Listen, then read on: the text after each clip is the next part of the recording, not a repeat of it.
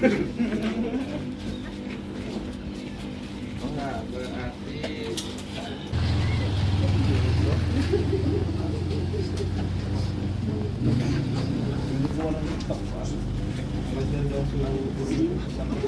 tangannya gitu.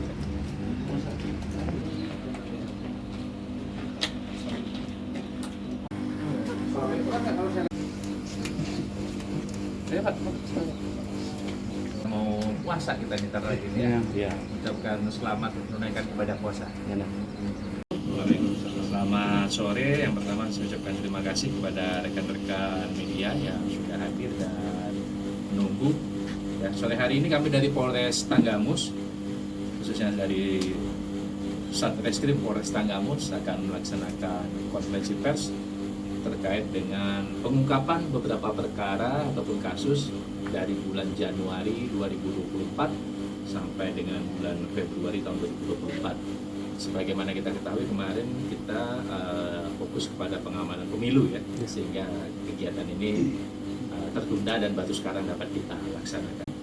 Di bulan Januari tahun 2024 kemarin, Satreskrim Polres Tanggamus beserta Polsek jajaran melakukan pengungkapan sejumlah 10 kasus yang terdiri dari 5 kasus pencurian dengan pemberatan, di mana ada 8 orang yang sudah ditetapkan sebagai tersangka.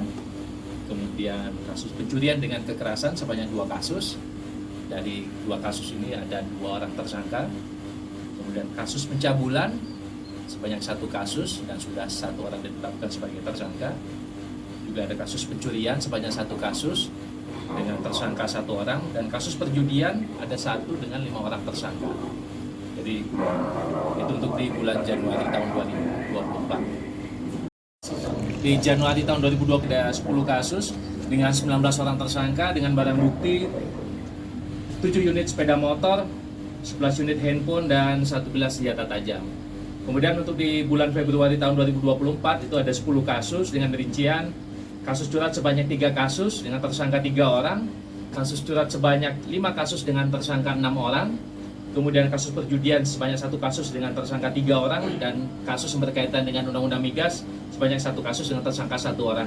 Dengan barang bukti 6 unit sepeda motor, 3 unit handphone, 11 senjata tajam, 1 unit mobil, dan 13 buah dirigen. Untuk diketahui juga, jadi dari kejadian di bulan Januari, dari 10 kasus itu untuk TKP-nya 2 TKP curat di wilayah Polsek Kota Agung, 1 TKP di wilayah Polsek Wonosobo, 1 TKP di wilayah Polsek Talang Padang, dan 1 TKP di wilayah Polsek Pugung. Sementara untuk TKP curas di bulan Januari ada 2 TKP, yaitu 1 TKP di Polsek Limau dan 1 TKP di Polsek Kota Agung. Sementara untuk TKP pencabulan ada di wilayah Polsek Wonosobo. Kemudian untuk TKP pencurian itu ada 1 TKP di Polsek Kota Agung, dan untuk TKP perjudian ada 1 TKP di wilayah Polsek Kota Agung. Itu di bulan Januari.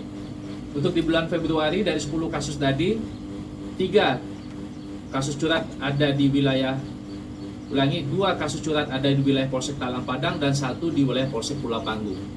Kemudian untuk TKP curas dari 5 kejadian itu paling banyak terjadi di Polsek Wonosobo sebanyak 3 TKP, kemudian 1 TKP di wilayah Polsek Pugung, dan 1 TKP di wilayah Polsek Semaka. Sementara untuk perjudian di bulan Februari ada 1 TKP di wilayah Polsek Talang Padang.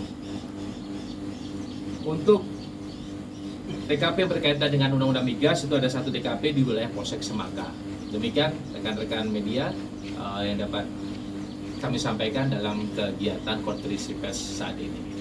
Jadi kebetulan jadi sebelum kita rilis tadi kita juga baru selesai ikon terkait dengan antisipasi gangguan Kamtibmas khususnya di bulan Ramadan di wilayah Polres Tanggamus. Tentunya di bulan Ramadan ini akan ada beberapa aktivitas masyarakat yang kemungkinan biasa dilaksanakan di wilayah kita, mulai dari kegiatan setelah sholat subuh, kemudian juga kegiatan sore hari, mungkin ada pasar takjil dan pembagian takjil, kemudian sholat tarawih, dan mungkin kegiatan-kegiatan lain yang baru muncul ketika bulan Ramadan.